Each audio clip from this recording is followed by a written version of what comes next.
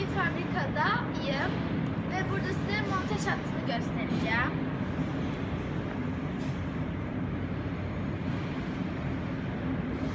İlk olarak böyle bir parçayı fikstür adı verilen bir alete takıyorlar.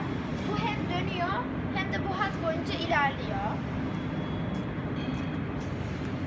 Burada ve burada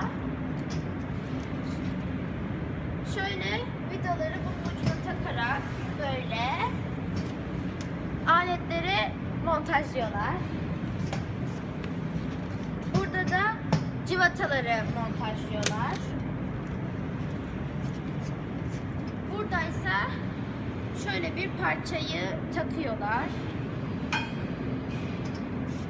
Burada bir tane test makinesi var.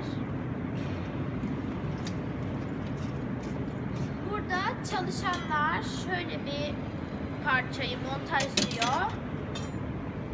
Şöyle bir şey de takıyorlar. Burada da yine bir test makinesi var. Burada şöyle bir parçayı bir de şöyle bir parçayı montajlıyorlar. Hatta biz buna arabada oturuyoruz. Burada da sırasıyla 3 tane test makinesi var.